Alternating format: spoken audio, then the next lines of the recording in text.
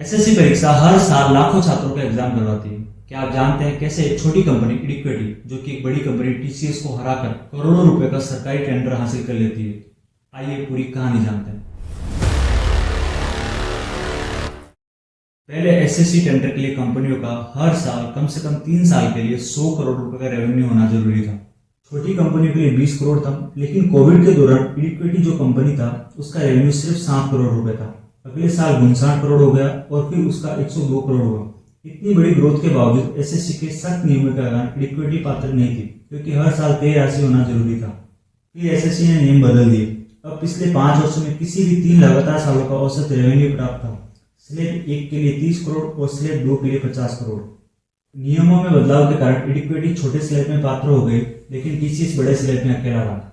छोटा नियम बदलाव भी इक्विटी के लिए बड़ा फायदा साबित हुआ। फिर बात आती है टेक्निकल असेसमेंट की, जो कि पूरा 100 नंबर का था, जिसमें से 17 टेक्निकल नंबर थे, 20 सॉफ्टवेयर के नंबर थे और 10 प्रेजेंटेशन के नंबर थे।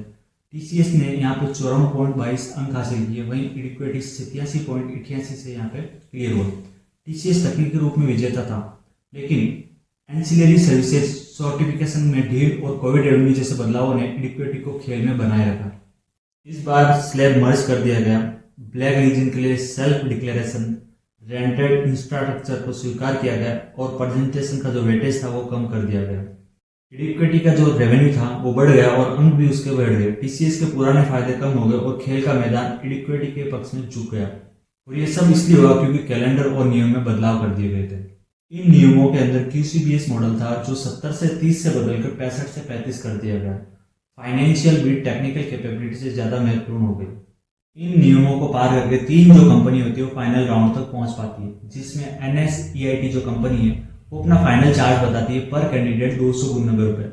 वहीं पे टीसीएस जो कंपनी है जो पहले भी एग्जाम करवाती आई है उसने 311 रुपए अपना चार्ज बताया। यहीं पे इक्विटी जो अपना चार्ज बताती है पर कैंडिडेट वो बताती है 171 रुपए, जो कि इक्विटी कंपनी के लिए गेम चेंजर यहाँ पे साबित होता है। अब यहाँ पे इक्विटी कंपनी फाइनल हो जाती है 171 रुपए प्रति छात्र के हिसाब से, और इक्विटी ने टेंडर जीत लिया। एसएससी परीक्षा पूरे देश में आयोजित कराने का मौका भी पा लिया। लेकिन यहाँ पे बहुत सारी चीजें चेंज थी। पहले जो नियम थे उसमें सब कॉन्ट्रैक्टिंग बना थी, मतलब कि जो कंपनी टेंडर लेती है वही कंपनी सारा काम करेगी, मैनेजमेंट से, आउटसोर्स से, इंटरनेट से, या फिर जो भी उस एग्जाम से कंडक्ट की सर्विसेज होगी वो कंपनी खुद ही देखेगी, वो कोई भी आउटसोर्स या सपोर्ट नहीं लेगी। लेकिन जो नए नियम बदल गए थे उसमें इक्विटी ने एक फायदा उठाया, क्योंकि उसमें एक चीज मेंशन थी कि एंसिलरी सर्विसेज, इसमें आप आउटसोर्स और सपोर्ट्स ले सकते हो। आउटसोर्स में इनोवेटिव और वेंचर्स को जैसी कंपनियां पीछे से काम कर रही थी। लिंक्डइन और ग्लासडोर पर पोस्ट में उनके रोल सामने आए, जिससे पता चलता कि एसएससी का मूल कार्य इनके जरिए हो रहा था। इन चीजों से देखा जाए तो इक्विटी को कहीं ना कहीं फायदा हुआ। टीसीएस को ये सारी चीजें खुद करनी पड़ती थी, लेकिन उसमें मैनेजमेंट उसका रहता था, तो उसमें फॉल्ट भी कम दिख रहे थे। लेकिन इक्विटी ने आउटसोर्स को हायर किया, कम पैसों में काम करवाया, और ये फायदा इक्विटी को स्पेशली मिला। इक्विटी कंपनी की जीत होने के बावजूद भी परीक्षा में बहुत ज्यादा गड़बड़ी देखने को मिली। एग्जाम्स के सेंटर बहुत दूर आए थे। ज्यादातर सेंटर्स में जो स्टाफ था वो भी अनट्रेंड था, सर्वर डाउन्स थे।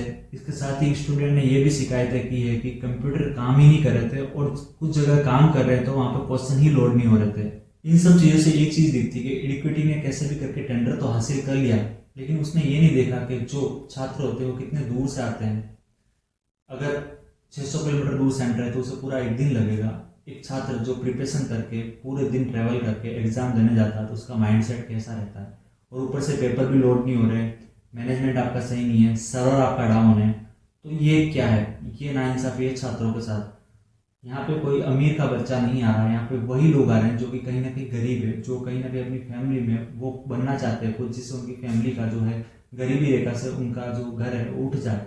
लेकिन यहाँ पे इक्विटी कंपनी की नाकामियां, मिस मैनेजमेंट और कहीं ना कहीं चालें दिखाई देती है। इक्विटी की रणनीति दिखाई देती है कि कैसे उसने नियम बदले, स्मार्ट बिडिंग की और फ्लेक्सिबल आउटसोर्सिंग ने एक छोटी कंपनी को टीसीएस जैसी बड़ी कंपनी से आगे निकाला। लेकिन सिस्टम की कमियों का असर छात्रों पर तो पड़ा है। यहाँ पे कहीं ना कहीं एक चीज दिखती है कि सरकार ने कैसे भी करके अपने पैसे बचाए, लेकिन इसकी जो असली कीमत थी ना वो स्टूडेंट को चुकानी पड़ी। आपकी क्या राय है कमेंट में मुझे जरूर बताइएगा। अगर आपको वीडियो अच्छा लगा तो वीडियो को लाइक कीजिएगा, शेयर कीजिएगा और चैनल को सब्सक्राइब जरूर कीजिएगा। Thank you so much for watching.